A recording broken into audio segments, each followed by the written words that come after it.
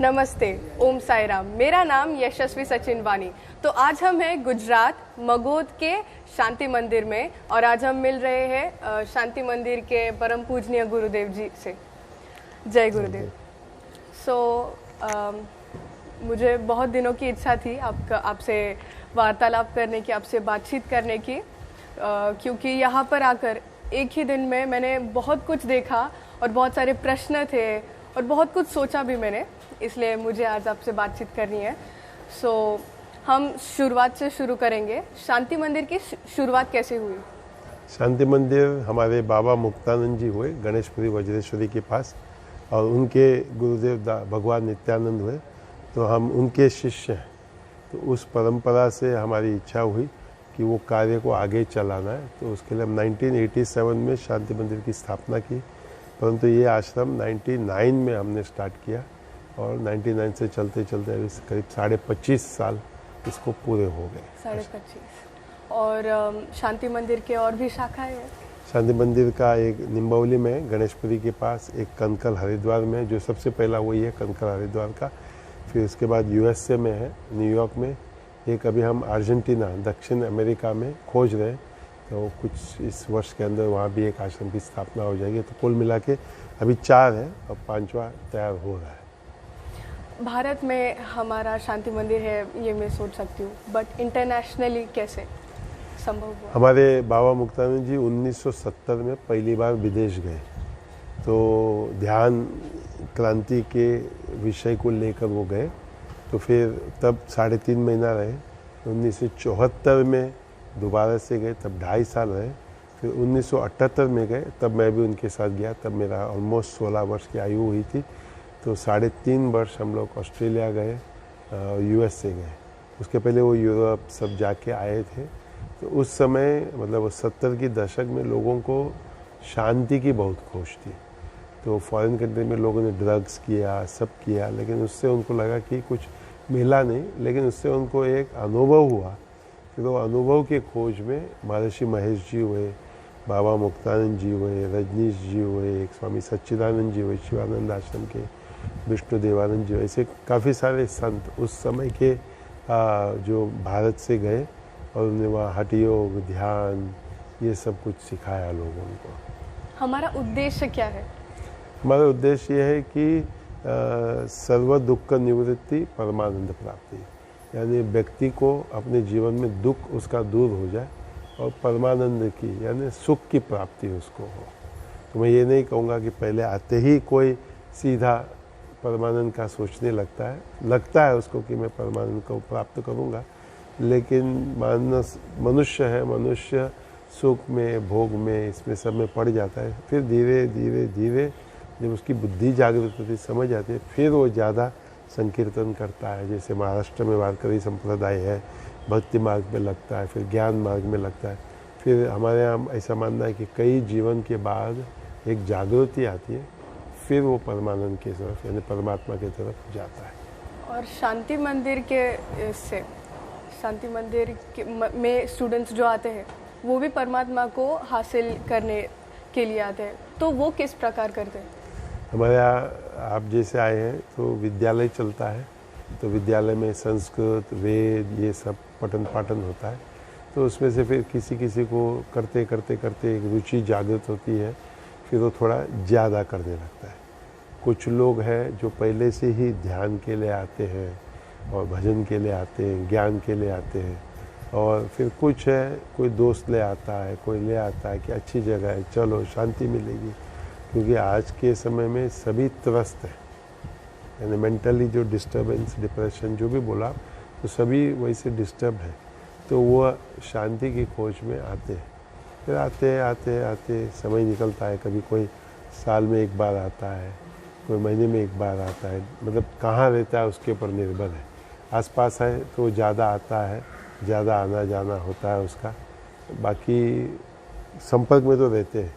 आज social media के कारण, यूट्यूब है, ये सब कारणों से लोग जुड़े रहते हैं। तो कई लोग कहते हैं भले हम आना नहीं होता हमारा, लेकिन यूट्यूब से हम सत्संग, संदेश, ये सब प्राप्त कर लेते हैं। पर स्टूडेंट्स कैसे, लाइक वो क्या एक्टिविटीज़ करते हैं, कैसे उनका रूटीन स्केड्यूल? स्टूडेंट्स का तो सुबह आप सोचो कि 4 बजे से उठना चालू हो जाता है। कोई हठ योग करता है, कोई पूजा करता है, कोई हवन करता है, कोई पढ़ाई करता है, और बारी बारी से उनका दैनिक कार्यक्रम जो है बदलता रहता है, जिससे कि उसको सब जगह भाग लेने के लिए अवसर प्राप्त हो। फिर वो मंदिर आता है, मंदिर में हम सब मिलते हैं, पूरा आश्रम के जितने भी लोग हैं सुबह एक बार सब मंदिर में मिल लेते हैं। फिर सब अल्पाहार यानी नाश्ता करने को जाते हैं। फिर प्रातःकाल का समय उसका वेद अध्ययन के लिए होता है 8:30 से 9:30 10 बजे तक। 10 बजे से विद्यालय चालू होता है प्रार्थना के साथ। फिर जो विषय है, संस्कृत है, इंग्लिश है, कंप्यूटर है, संगीत है, ये सब वो सीखता है। करते करते बीच में एक लंच ब्रेक होता है। फिर 3:45 बजे जो है शाम का छुट्टी हो जाती है। चाय पीकर फिर वो 1 घंटा खेलते हैं। मतलब सब नहीं खेलते हैं, जिसको इच्छा होती है वो खेलते हैं। जब मौसम अच्छा हो तो वॉलीबॉल खेलते हैं, क्रिकेट खेलते हैं, नहीं तो अभी बारिश का मौसम है तो टेबल टेनिस खेलते हैं, कैरम खेलते हैं, चेस खेलते हैं। तो ऐसा समय बीतता है। फिर 5:30 बजे वापस तैयार होकर सब लोग अपने अपने मंदिर में या पढ़ाई के लिए या जो भी उनका अपना है वो करते हैं। फिर पुनः 6:45 बजे सब मंदिर आते हैं। 7 बजे तक मंदिर चलता है। फिर शाम का भोजन होता है, सभी लोग मिलकर बर्तन इत्यादि सब धोते हैं। फिर मंदिर में जो भी उनका काम होता है वो करते हैं। फिर से वापस पढ़ाई होती है, मतलब खुद का होमवर्क जिसको हम बोलते हैं, ये खुद को जो पढ़ना है वो पढ़ता है। करते करते 9 साढ़े 9 बज जाता है। फिर वो सोने के लिए तैयार हो जाता है, क्योंकि दिन भर सोया नहीं है, सुबह का उठा हुआ है, तो नींद उसके पीछे भागती है। और शास्त्र हमारा कहता है कि ब्रह्मचारी अवस्था में या विद्यार्थी अवस्था में ऐसा ही होना चाहिए कि नींद उसको बुला रही है कि आ जा आ जा आ जा, सो जा, क्योंकि दिन भर इतना वो व्यस्त रहा। ऐसे करते करते करते उसका कोई 2 साल निकालता है, हमारे यहाँ 3 साल, कोई 5 साल, कोई 7 साल, कोई फिर MA तक रहता है। तो 6ठी में आया हुआ बच्चा या 9th में आया हुआ बच्चा, ऐसे 4 फिर 3 फिर 2 यानी 9 वर्ष तो कम से कम निकालता है। अच्छा लग गया फिर वो यहीं रह जाता है, फिर यहीं सेवा देता है, यहीं उसका जीवन सेट हो जाता है। तो जैसे मैंने देखा पिछले 1 दिन में कि यहाँ बहुत स्ट्रिक्टली टाइम टेबल फॉलो होता है और इतने सारे ऐसे फंक्शंस हुए, प्रोग्राम्स हुए। मैंने जब गुरुजी यहाँ के जो थे उनसे पूछा कब टाइमिंग है, तो स्टार्टिंग और एंडिंग उन्होंने कल बताया, पर जब आज मैंने देखा कि उन्होंने बोला था आज का प्रोग्राम वो 11:30 को समाप्त हो जाएगा, वो तभी समाप्त हुआ। ऐसे बड़े प्रोग्राम्स को भी संभालना, और हाँ इतने सारे स्टूडेंट्स हैं उनके भी टाइम टेबल को संभालना, ये बहुत कठिन है। पर ये आवश्यक क्यों है? क्योंकि समय सबसे महत्वपूर्ण हमारे जीवन का अंश है। जिसको हम मृत्यु बोलते हैं वो भी काल ही है। आपका जन्म का भी समय निर्धारित है और मृत्यु का भी समय निर्धारित है। और हमारे भारत देश में पंचांग से हम चलते हैं, यानी एक मुहूर्त निकालते हैं और उस मुहूर्त में काम होना चाहिए। हालांकि हम ये सब कार्यक्रम जो विशेष, जैसे आज यज्ञोपवीत का मौंज का कार्यक्रम हुआ, तो उसके लिए मुहूर्त होता है, वो मुहूर्त के अंदर होना चाहिए। बाकी हमारा दैनिक जो कार्यक्रम है समय से चलेगा ना, तो जीवन फिर जो है हमारा व्यवस्थित होगा। ये तो कई क्या है, कभी भी उठेंगे, कभी भी सोएंगे, कभी भी खाएंगे। तो हमारे यहाँ आयुर्वेद में ये सब निषिद्ध है। आयुर्वेद में और शास्त्रों में इसे लिखा है जल्दी उठो, सुबह अपने पूजा पाठ करो, समय से खाओ, समय से पियो, समय से सो जाओ।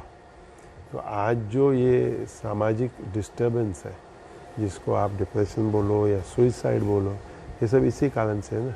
आदमी कभी कभी 10 बजे तक सोता रहता है सुबह का, और जब भी उसको सूर्योदय से पहले उठना चाहिए, और फिर वो सोएगा रात को 2 बजे। तो उसको नींद, उसका जो है जिस साइकिल में नींद होना चाहिए, क्योंकि भगवान ने हमारे शरीर का भी ऐसा किया कि इस समय पर इस अंग की सफाई होती है अंदर, जो अपने को दिखता नहीं और अपने को पता भी नहीं है।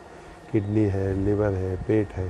तो इसके लिए अपने यहाँ कहा जाता है कि सुबह उठते ही बाथरूम जाना चाहिए, मल त्याग करना चाहिए, क्योंकि रात भर जो सफाई हुई है वो गंदगी बाहर निकाल देना है। लेकिन ये सब कब होगा? जब आप समय से चलोगे।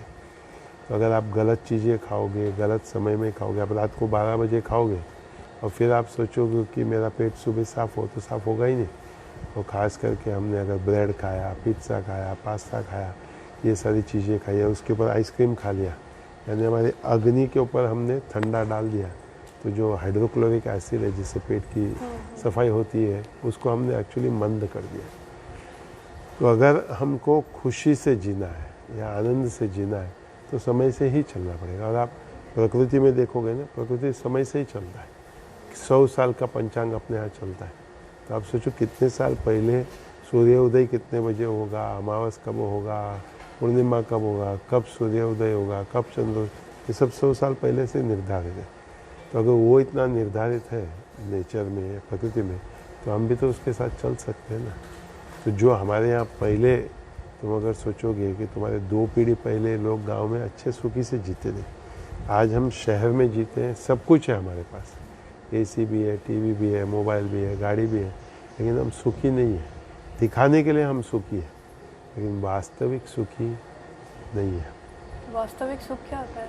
वास्तविक सुख यानी मैं अपने घर में हूँ, मेरे पास जो है उसमें मैं सुखी हूँ।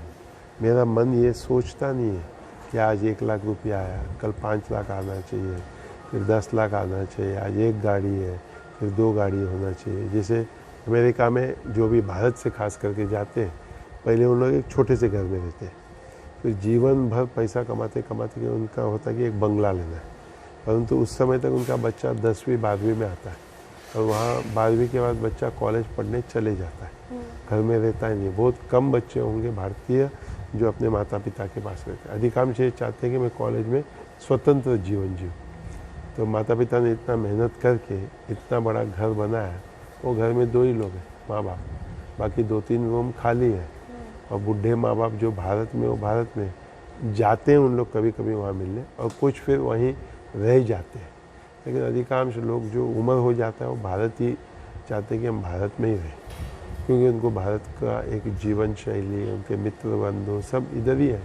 फिर वहाँ उनके जो घर वाले हैं वो अकेले से रहते हैं, तो ये सब उनको सोचना पड़ता है। फिर जैसे हमारे एक परिचय के थे, वो जब तक उनकी बेटी और दामाद एक मंदिर के पास रहते थे वो खुश थे, क्योंकि जब ये सब लोग नौकरी स्कूल में जाते थे तो वो चले जाते थे मंदिर में उनका दिन में टाइम पास हो जाता था।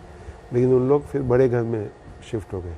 बड़े घर में शिफ्ट हो गए तो वो दूर था, अकेला था, और बोले कि वहाँ वो स्मशान घर बाजू में था। तो बोले जहाँ कहाँ हम मंदिर के पास रहते थे और कहाँ हम अभी स्मशान के पास आ गए। तो मैं बोला कि मैं मुर्दे से मिलने जाऊँ या मरे हुए लोगों से मिलने जाऊँ। तो फिर वो भारत लौट करके आ गए। क्यों? क्योंकि उनको सुख चाहिए था, और वो सुख कहीं बाहर से नहीं मिलता है।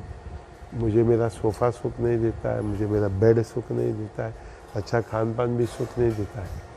अभी छोटी आयु में हम सब कुछ खा सकते हैं, लेकिन जैसे जैसे हमारी आयु बढ़ते जाती है तो शरीर उतना पचा नहीं पाता है। अधिकांश भारत में सभी को ब्लड प्रेशर और शुगर है, और सभी मानते हैं कि ब्लड प्रेशर और शुगर होना स्वाभाविक है। लेकिन मैं ऑलमोस्ट 62 का हूँ, भगवान की कृपा से अब तक ना ब्लड प्रेशर है ना शुगर है, और मैं कोशिश करते रहूँगा कि ये मुझे न हो। तो उसके लिए फिर मुझे समय का जीवन, संयमित जीवन, खान पान में संयम, भगवान की कृपा से हमारे पास अच्छी डॉक्टर है, वैद्य भी है आश्रम के अंदर ही। तो थोड़ा कुछ भी होता है तो चेक करते हैं, हमको समझाते रहते हैं ये जो आप कर रहे हैं ना ये गलत है, इसको छोड़ दो। लेकिन बहुत अपने आप पे कंट्रोल रखना पड़ता है ये सब बातों का पालन करने। कि मन तो कभी इच्छा करता है कि आइसक्रीम खा लूँ या लड्डू खा लूँ या श्रीखंड खा लूँ, लेकिन डॉक्टर बोलते हैं कि अभी इस उम्र में ये सब हमारे लिए अच्छा नहीं है। तो यही सब बातें हैं जो आप सुख की आप बातें पूछी ना। हमारे एक स्वामी जी थे, बोलते थे अब छोटे उम्र में कोई आके बोलेगा मैं तुम्हारा दांत फोड़ता हूँ, तो हम ऐसे ढक देते कि नहीं नहीं नहीं मुझे मेरा दांत चाहिए। लेकिन जब 60-70 साल के होते हैं फिर हम डॉक्टर को जाके पैसा देते हैं वही दांत निकालने को। ये दांत छोटी उम्र में उसने सुख दिया, लेकिन जब बड़ा हो गया, उम्र बुढ़ापा हो गया, तो सब दर्द होने लगता है, सड़ गया होता है, तो पैसा दे के हम निकलवा देते हैं। तो सुख मतलब मैं लोगों को कहता हूँ कि मेरे अंतर में हमेशा मैं मस्त हूँ, ये सुख है। इनर पीस, वही सुख है। समझ आया। सो अभी आपकी बातों से पता चला, और हाँ हमारे शांति मंदिर में भी बहुत सारे फॉरेनर्स आते हैं। तो भारतीय संस्कृति इतनी यूनिक क्यों है, इतनी लाइक पीस गिविंग क्यों है? क्योंकि हमारे यहाँ सभी बातों पर विचार किया गया है। हम एक मंत्र गाते हैं, देव शांति, अंतरिक्ष गुम शांति, पृथ्वी शांति, कि हमारा जो देव है यानी आकाश है वहाँ भी शांति होना चाहिए, अंतरिक्ष है उसमें भी शांति होना चाहिए, पृथ्वी है उस पर भी शांति होती है, वनस्पति है उसमें भी शांति होनी चाहिए, जल है उसमें भी शांति होना चाहिए, क्योंकि वो सब कभी ना कभी हम ग्रहण करते हैं। पानी हम पीते हैं, वनस्पति हम सब्जी के रूप में खाते हैं, हवा हमको चाहिए। अगर ये सब डिस्टर्ब हो, जैसे हम सोचो ना, आज रशिया यूक्रेन का वॉर चल रहा है, तो चाहे यूक्रेन हो चाहे रशिया हो, वहाँ के लोग सुखी हो ही नहीं सकते। गाजा है, यहाँ भी वॉर है, तो वो लोग भी सुखी हो ही नहीं सकते, क्योंकि वातावरण ही दूषित है। दूषित है यानी वॉर से, बॉम्ब से, गन से, और जो लोग हैं फिर वो भयभीत हो जाते। भयभीत हो जाते तो मैं क्या स्प्रेड करूँगा, भय ही स्प्रेड करूँगा ना। और हमारे यहाँ हम सुख को, शांति को, अधिकांश हमारा प्रयास ये रहता है कि हम पूजा पाठ करवाते रहते हैं, हवन करवाते रहते हैं, कि हमारे जो वातावरण में है वो सुख शांति बना रहे। भगवान से यही प्रार्थना करते हैं, और हम ओम शांति शांति शांति कहते रहते हैं, मतलब रोज एक प्रार्थना अपने ओर से, तो हो सके उतना शांति मुझे अपने जीवन में मिले। पर भगवान के नज़दीक होकर ही क्यों? क्योंकि भगवान परम सुख का धाम है। वास्तव में वो परमात्मा मेरे अंतर में भी रहता है। हमारे बाबा मुक्तानंद जी कहते थे कि आप में ही आप होकर आपका राम रहता है। यानी जिस राम को या जो भी नाम से हम भगवान को बाहर खोजते हैं वो हमारे हृदय में ही। गीता में भी है, अर्जुन को भगवान ने कहा कि हृदयेषु अर्जुन तिष्ठति, कि अगर तुमको मुझे ढूंढना है मैं कहाँ हूँ, तो मैं हृदय में हूँ, तुम्हारे ही हृदय में। तो जो हम कहते हैं ना आदमी मर गया मर गया, मर कौन जाता है? वो आत्मा, परमात्मा का अंश जो मेरे अंतर में है, जब वो अंश चले जाता है, केवल ये पंच तत्वों का शरीर रहता है, तो हम कहते हैं कि अरे वो मर गया। मर गया मतलब उसको चलाने वाला जो इंजन था वो चले गया। वो चले गया तो ये अपने आप से तो चलेगा नहीं। गाड़ी का भी हम इंजन निकाल देंगे तो गाड़ी अपने आप से चलेगा नहीं। तो इसे हमारे अंतर में एक चैतन्य आत्मा है, और वो ही आत्मा, जैसे गीता में कहते हैं ममैवांशो जीवलोके जीवभूत सनातन, ये सनातन जो है जीव, ये मेरा ही अंश है भगवान का। भगवान से हम अलग नहीं है, भिन्न नहीं है। इसके लिए जब हम पुनः उसके पास जाते हैं, जैसे हम अपने माता पिता के घर आते हैं तो अपने को अच्छा लगता है, अपने को लगता है कि मैं घर आ गया हूँ। तो वैसे ही जब परमात्मा के पास मनुष्य जाता है तो उसको लगता है कि शांति हो गई। जैसे आप में का अपने परमात्मा आपने तो ढूंढ लिया, शांति मंदिर में जो है उन्होंने ढूंढ लिया, सभी में है। मगर सिटी में के लोग, ऐसे ही लोग कि शांति मंदिर के बाहर वो लोग सुख की प्राप्ति, परमात्मा की प्राप्ति कैसे करें, कैसे पहचाने कि हमें वो जब त्रस्त हो जाते हैं ना, मतलब जीवन से उनको कंटाल आ जाता है, तो फिर वो ये सब खोजने लगते हैं। क्योंकि आम आदमी को तो मुंबई में जाके बोलो चलो हम भजन करेंगे, तो वो बोलेगा यार कहाँ टाइम है, मैं तो सुबह उठता हूँ, तैयार होता हूँ, ऑफिस जाता हूँ, शाम को आता हूँ, थक गया हूँ, ऐसा सब बोलता है। लेकिन जब उसको लगता है कि बहुत हो गया, तो फिर वो इस तरफ आने लगता है। हमारे यहाँ मुंबई से भी लोग आते हैं, अन्य अन्य स्थानों से लोग आते हैं, तो उन लोग उसी के खोज में आते हैं कि मैं 2 दिन 3 दिन यहाँ कर रहा हूँ। अभी एक आया था 2 दिन 3 दिन रहा हमारे पास, वो 6-6 8-8 घंटा सो कर के गया। तो वो बोला कि मैं इतना थका हुआ था ये मेरे को मालूम ही नहीं। तो वो बोले मुझे बहुत अच्छा लगा, मैं वापस आऊँगा। हालांकि कई बार आया है, लेकिन इस बार उसको ऐसा लगा। तो मैंने कहा कई लोग ऐसे आते हैं यहाँ, 8-8 10-10 12-12 घंटे भी की नींद हो जाती है उनकी, क्योंकि यहाँ उनको कोई स्ट्रेस या टेंशन या चिंता नहीं। सुबह उठो नाश्ता मिल जाता है, मंदिर जाओ दर्शन हो जाता है, भोजन का समय भोजन मिल जाता है, और उसको कोई सोचने के लिए ज़रूरत ही नहीं, आवश्यकता ही नहीं कि अगला क्या खाऊंगा। मतलब कोई औरत भी हो तो उसको भी सोचना नहीं पड़ता है, बस अपना जो आश्रम का कर्तव्य है उसको हमको निभाना है। तो ये जो दैनिक स्ट्रेस है ना कि क्या करना है, वो आश्रम में दूर हो जाता है। फिर भी आश्रम में रहते रहते कभी कभी मनुष्य ही है, थोड़ा उसका अपना स्वभाव होता है, लेकिन उसको फिर हमारे जो अच्छे लोग हैं, बड़े लोग हैं, वो समझाते हैं, उसको शांत करते हैं, समझ जाता है, शांत हो जाता है। जैसे आप सबको मतलब आप सबको अभी पढ़ा रहे हो, परमात्मा सिखा रहे हो क्या है, कैसे ढूंढना है, कैसे प्राप्त करना है, आपको किसने सिखाया और आपको मतलब इंस्पायर किसने किया, कौन सी एज से? मैं मानता हूँ कि मेरा पूर्व जन्म का कुछ अच्छे कर्म थे। हाँ। तो ऐसे माता पिता मिले जो हमारे अवधूत भगवान नित्यानंद और बाबा मुक्तानंद जी के पास मेरे जन्म से पहले ही जाते थे। पिताजी हमारे बाबा मुक्तानंद जी और भगवान नित्यानंद जी से पहले से जुड़े थे और शादी के बाद हमारे माता जी को ले गए वहाँ। तो माता जी भी अच्छी तरह से जुड़ गई और इतनी अच्छी तरह से जुड़ गई कि हम जितने छोटे थे, हम 4 थे, बड़ी बहन 2 और हम 2 भाई, सभी को लेकर वो आश्रम जाती थी। शनिवार रविवार छुट्टी होता था स्कूल का, आश्रम जाते थे। गर्मी की छुट्टी होती थी, आश्रम जाते थे। दिवाली की छुट्टी होती थी, आश्रम जाते थे। तो जाते जाते जाते ऐसे लगने लगता है कि ये कुछ अलग है। स्कूलिंग सब मुंबई में है, रहा भी मुंबई में, जीवन का पहला 15 साढ़े 15 साल मुंबई में। लेकिन फिर जब एक बार आश्रम में आ गया, फिर लगा कि ये वास्तविक जीवन है, अच्छा जीवन है।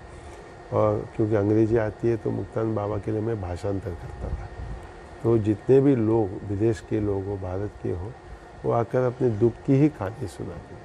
भले वो पैसा वाला हो, पैसा है लेकिन उसके पास भी दुख ही है। तब मुझे थोड़े समय के बाद ऐसा लगा कि मैंने अच्छा निर्णय किया कि 16 वर्ष की आयु में कि सब कुछ छोड़कर आश्रम में आ गया रहने। और फिर बाबा जी के पास रहा, दुनिया घूमा। फिर 1980 में उन्होंने कहा कि अभी तुम साधु बन जाओ और मेरा काम करो। और तब से अब तक ये चल रहा है। तो हमारा जो आश्रम है, शांति मंदिर की सभी शाखाएं सनातन धर्म को फॉलो करती है। सनातन धर्म इतना ऊंचे स्थान पर क्यों है? ये हम सबके लिए इतना इम्पोर्टेंट क्यों है? देखिए, अभी गांव के इधर है, कंट्री साइड में या विलेज एरिया में है, तो हमारे माता पिता की वजह से, पेरेंट्स की वजह से, गांव वालों की वजह से हम कुछ ना कुछ कर कर भगवान से कनेक्टेड रहते हैं, हमारे धर्म से, संस्कृति से कनेक्टेड रहते हैं। बट जैसे जैसे हम उनसे दूर चले जाते हैं, भगवान से, संस्कृति से, कल्चर, सब कुछ से दूर चले जाते हैं। तो वो सब कुछ फिर से लाना क्यों इम्पोर्टेंट है? क्योंकि वेदांत में ऐसे कहते हैं कि जीवन का जो कुछ भी प्राप्ति है वो शून्य है, यानी 0 है। और तुम 5 0, 10 0, 20 0 मतलब कलेक्ट करो तो 0 का कोई वैल्यू नहीं है। परंतु उतने सारे 0 के आगे एक नंबर लगा दो और वो एक नंबर है परमात्मा, यानी जो परम तत्व है। तो जैसे वो परमात्मा लगता है, तुम्हारा 100, 1000, लाख, 10 लाख, करोड़, 10 करोड़ ऐसा सब हो जाता है। तो इसके लिए ये संस्कृति, ये संस्कार की आवश्यकता है। क्योंकि इससे क्या है, गलत क्या नहीं करना, ये सबसे पहले हम सीखने लगते हैं। कि यम नियम आता है योग सूत्र में कि झूठ मत बोलना, टेढ़ापन मत करना, जीवन में जो है अच्छा रहना, अच्छा बनना, अच्छा करना, दूसरों से अच्छा। तो ये सारी बातें हमारी संस्कृति, संस्कार जो है हमको सिखाती है। और जो आज हमारे यहाँ डिवोर्स आ गया फॉर एग्जांपल, तो पहले कभी ऐसा नहीं था। घर में होता था झगड़ा, बात चलती थी, लेकिन फिर एक संस्कृति थी अपनी कि ये सब नहीं करना है, अच्छे से रहना है, समझना है। और परंपरा ऐसी भी थी कि एक बार लड़की शादी करके गई तो कभी लौटकर अपने माँ बाप के पास आती ही नहीं थी। मिलने आती थी वो तो अलग है, लेकिन आज आप देखो ना, मेरे पास भी कितने लोग आते हैं, शादी हो गया, 1 महीना हो गया डिवोर्स हो गया, कुछ महीना हो गया डिवोर्स हो गया। और माँ बाप को भी हम ओल्ड एज होम में रखने लग गए, माँ बाप को भी हम अपने साथ नहीं रखते। तो ये सारी बातें संस्कृति संस्कार में आ जाते हैं। भले हम ये सोचते नहीं हैं, हमको लगता है संस्कृति संस्कार मत में परमात्मा, भगवान या मंदिर जाना या कोई गुरु के पास जाना, ऐसा नहीं है। सारा पूरा भारतीय जीवन जो है संस्कारों से भरा हुआ है। आज जो हमारे यहाँ यज्ञोपवीत हुआ है, ये भी एक षोडश संस्कार का एक संस्कार है। तो हमारे यहाँ जन्म से लेकर मृत्यु तक 16 संस्कार बताए गए। 15वां शादी है, शादी के बाद मृत्यु है। तो व्यक्ति अगर इन सब संस्कारों को करते करते करते आगे चलेगा और भगवान को साक्षी बनाते हैं, अग्नि को साक्षी बनाते हैं, और इनके साक्षी में हम अपना कार्य करते हैं। तो इसके लिए भगवान भारत में एक मतलब भिन्न नहीं है, हमारे जीवन का वो अंग है। हम उठकर करते कराग्रे वसते लक्ष्मी कर मध्य सरस्वती, हम उठकर सबसे पहले हाथ को देखते हैं और एक कल्पना करते हैं कि इसमें लक्ष्मी है, इसमें सरस्वती है, और पैर नीचे रखने से पहले हम पृथ्वी माता को प्रणाम करते हैं, उनसे आज्ञा मांगते हैं कि मैं आपके ऊपर मेरा पैर रखना चाहता हूँ। फिर ये सब बातें अभी हम जब छोटे होते हम सोचते नहीं, हम सोचते कि मम्मी पापा ने सिखा दिया, हम भी कर देते हैं। वो बोलते हैं कोई बड़ा आया उसको प्रणाम करो, नमस्कार करो, कर देते हैं। लेकिन करते करते करते एक समझ आ जाता है हमको कि एक आवश्यकता क्या है, तो हमारे शून्य के आगे एक अंक लग जाता है, तो हम अच्छे बनकर रहते हैं। तो जैसे अभी सभी लोग पैसे के पीछे भागते हैं, उसके बारे में आपका क्या कहना है? लेकिन भागना चाहिए, नहीं चाहिए, क्या करना चाहिए? ये एक्चुअली जो आज कैपिटलिज्म का अपने भारत में आ गया है, ये समझो विदेशी देशों का देन है, और हमारे यहाँ का वो संस्कार है ही नहीं।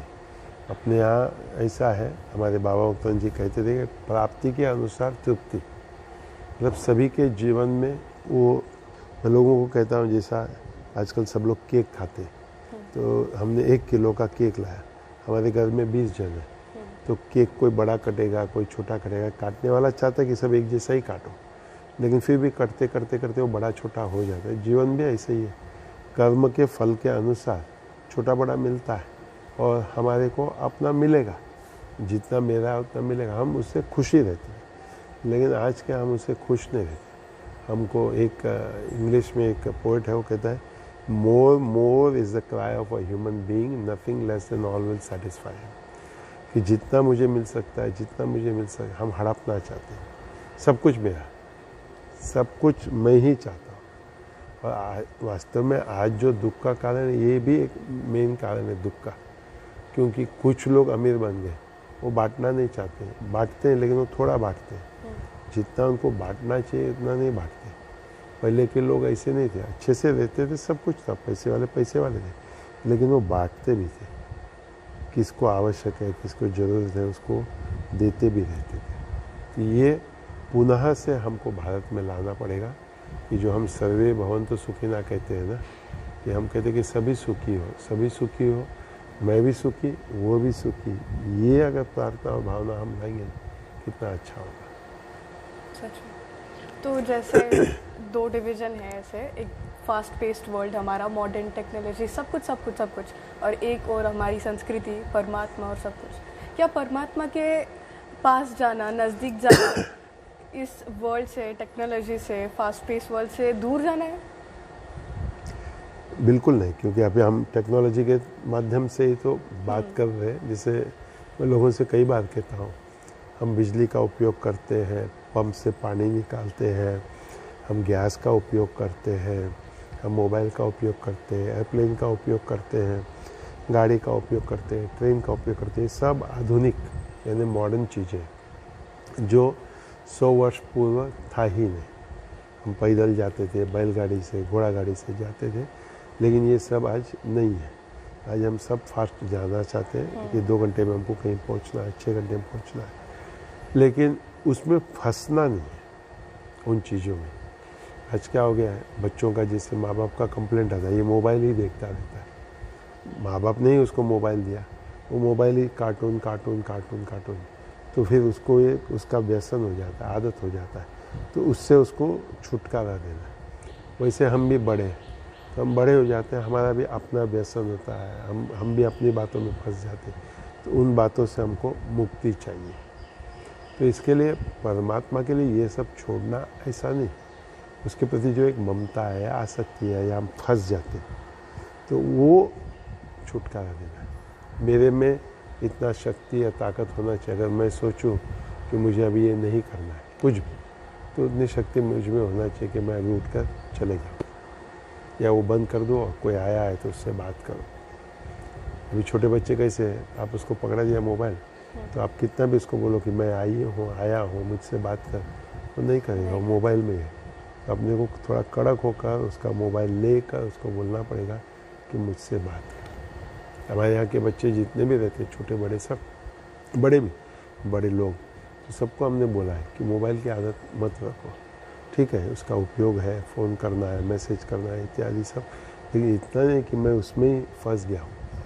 तो हमारे विद्यालय और स्कूल में मोबाइल अलाउड ही नहीं है। ज़रूरत है अवश्य लो, फ़ोन करो, बात कर लो, जो भी संदेश है आदान प्रदान सब होता है, लेकिन वो एक अपने साथ ले कर के चलेगा ऐसा नहीं, पढ़ेगा। क्योंकि जो लोग आजकल सब लोग कहते हैं कि संवाद करना है, यानी कॉन्वर्सेशन करना, लोग भूल गए, क्योंकि सब शॉर्ट फॉर्म में ही चलता है, इमोजी में ही चलता है, तो उसकी भाषा ही ख़त्म हो गई, वो कैबुलरी जो है, शब्दकोश वही ख़त्म हो गया ना। उतना भी आप किसी को भी पूछो हाउ आर यू, फाइन, फिर आपको वापस उसको पूछना पड़ता है तुम क्या करते हो, तुम क्या पढ़ते हो, तुम कहाँ रहते हो, फिर वो भी एक एक शब्द में ही वो आंसर देगा, क्योंकि उसका वो बुद्धि है ही नहीं कि माँ बाप ने उसको टेक्नोलॉजी में फंसा दिया, वो भी फंस गया। तो हालांकि आजकल शिविर चलती है कि टेक्नोलॉजी से हम कैसे मुक्त हो जाए। जैसे पहले लोग संसार से मुक्त होने के लिए आश्रम आते थे, तो ऐसे अभी टेक्नोलॉजी के से मुक्त होने के लिए भी शिविर चलती है। तो अभी हम करंट अफेयर्स पर चलते हैं। तो जैसे हमारे देश में बहुत से कम्युनल फाइट्स है, डिफरेंसेस तो है ही, बट फाइट्स बहुत है उनमें, जाति पर, धर्म पर, सब कुछ उनके फाइट्स चालू रहते हैं, दंगे शुरू रहते हैं, बहुत कुछ होते रहता है, कंट्रोवर्सीज होते रहते हैं। तो इस पर आपका क्या कहना है? मैं मानता हूँ ये सब राजनीति वालों का खेल है, क्योंकि मैं बम्बई में बड़ा हुआ हूँ और बम्बई में भारतवर्ष से पूरे तरह के लोग वहाँ रहते थे, और हम लोग भी एक मिडिल क्लास फैमिली में हैं। तो हमारे बाजू में गुजराती भी थे, सिंधी भी थे, कोंकणी भी थे, और भी कई लोग हो गए, मतलब सब साथ में रहते थे। और तभी हिंदू मुसलमान ये सब साथ में रहते थे, क्रिश्चियन भी थे, स्कूल में भी सब साथ में चलता था। तो उस समय, ये मैं 70s की बात कर रहा हूँ, तो उस समय ये सब झंझट नहीं था। फिर धीरे धीरे धीरे जब पॉलिटिक्स को समझ आया कि मैं इनको भड़का सकता हूँ। एक्चुअली ब्रिटिश लोगों का कहना है कि ब्रिटिश ने ये बीज हमारे यहाँ छोड़ के गया कि मुसलमान को भेज दिया पाकिस्तान में और हिंदू को भेज दिया हिंदुस्तान में, और वो डिवाइड कॉन्कर, डिवाइड रूल, सब उन्होंने वो एक बीज बो दिया। ये तो वास्तव में आप देखो, अभी आपके भी पहचान के होंगे, मुसलमान भी होगा, क्रिश्चियन भी होगा, इधर का होगा, उधर का होगा, आप बात कर सकते हो, दोस्ती है, लेकिन उसके मन में अगर कोई कीड़ा भर देगा कि ये खराब है, इससे बात नहीं करने का, तो फिर वो एक बैक्टीरिया का जैसा, जैसे वायरस, कोरोना वायरस था, तो ये वायरस है। जैसे अभी हमारे इधर भी सब तरह से लोग आते हैं, सब भारत के कई प्रदेश के लोग हैं और यहाँ रहते भी हैं।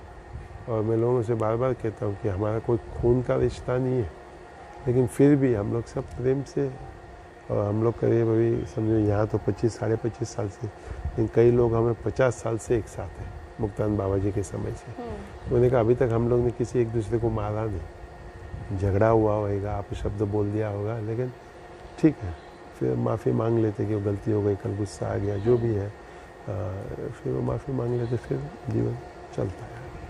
तो ये सब पॉलिटिक्स की वजह से, पहले से कुछ नहीं, वोट बैंक बोलते हैं ना, वोट बैंक, हाँ, उसकी वजह से। वही कुछ लोग को पाल के रखते हैं, उनको भड़काने को बोलते हैं, वो भड़काते हैं, झगड़ा होता है, फिर शांत हो जाता है, थोड़े दिन न्यूज़ में आता है, ये सब चलता रहता है, लोग भड़क भी जाते हैं, भड़क जाते हैं। भाई, तो आपके प्रत्येक विचार में, प्रत्येक उत्तर में एक संदेश था सबके लिए, बट फिर भी लास्ट में आप फाइनल मैसेज क्या दोगे सबके लिए? मैं सबसे ये कहूँगा कि अच्छे से रहो और खुद सुखी हो जाओ और दूसरों को भी सुख बांटो, और इसकी बहुत आवश्यकता है, मैं मानता हूँ। और हमारे गीता के 12वें अध्याय में एक श्लोक आता है कि मैं कहीं भी जाऊँ तो लोग मेरा स्वागत करें, और कोई मेरे पास भी आए हम उनका स्वागत करें। तो मैं लोगों को कहता हूँ ये दोनों बातें मेरे ऊपर ही, मैं इतने अच्छे स्वभाव का हो जाऊँ कि किसके घर जाऊँ खुश हो जाता है, अरे आप आ गए, कितने दिन के बाद आ गए। कि कोई मेरे पास भी आता है तो मेरे अंदर एक उत्साह, एक एक्साइटमेंट होना चाहिए, अरे ये देखो कितने दिन के बाद आया। वो आदमी को ऐसा लगता है अरे ये मेरे ही राह देख रहे थे कितने दिनों से। इस तरह से अगर हम एक दूसरे के साथ प्रेम से, मस्ती से, तो मैं कहता हूँ लोगों से मस्त रहो और व्यस्त रहो। तो व्यस्त यानी का अपना काम करना है, ऐसा नहीं कि बैठे रहना है, कुछ करना नहीं करना है, जितना भी हो सके अपने से। सबकी अपनी अपनी क्षमता है और उसके अनुसार जो जो मुझसे हो सकता है वो मैं करूँ। मैं क्यों ये सोचूं कि वो कर रहा होता है मुझे भी करना है, वो नहीं हो सकता है, मुझसे नहीं हो सकता है। तो एक ही आदमी प्रधानमंत्री बनेगा, एक ही आदमी कोई सक्सेसफुल बिजनेसमैन बनेगा, या कुछ ही लोग मंत्री बनेंगे, कुछ ही लोग अच्छे व्यापार करने वाले लोग होंगे, और फिर हम लोग जो बाकी लोग हैं वो सहयोग करें, साथ करें, और धीरे धीरे धीरे हमारा भी जीवन आगे बढ़ता ही जाएगा ना। अगर मैं बैठा रहूँ कि मैं कुछ नहीं करूँगा क्योंकि भगवान ने मेरी तरफ दृष्टि नहीं डाली, तो मेरे जीवन में कुछ नहीं होगा। तो अच्छा से जो है कार्य करो, अच्छे से जीवन जियो, और घर वालों को भी सुखी रखो, अड़ोस पड़ोस वालों को भी, और जिसके साथ काम करते हो उनको भी। वाह, थैंक यू सो मच। तो आज के इंटरव्यू में लास्ट में जो भी बोलना था मुझे इतना ही आया। जॉन मैक्सवेल उनका एक कोट है, a leader is the one who knows the way, goes the way and shows the way. तो गुरुजी ने हमें बताया भी, उन्हें पता है क्या वे है, कौन सा पाथ है हमें जो फॉलो करना चाहिए। उन्होंने बताया किस प्रकार करना है वो भी बताया, क्या नहीं करना है वो भी बताया, बहुत कुछ बताया। आज का इंटरव्यू बहुत ही अच्छा था, मैंने बहुत कुछ सीखा, बहुत सी नई चीज़ें, और ख़ास करके आपके examples. Most of the time जो टीचर्स होते हैं, जो भी होता है, जो हमें सिखाते हैं, जो बोलते हैं उससे नहीं समझ आता, एग्जाम्पल्स से ज़्यादा समझ आता है डीप में। तो thank you so much for your wonderful examples and your thoughts. Thank you so much. जय गुरुदेव। जय गुरुदेव। जय गुरुदेव।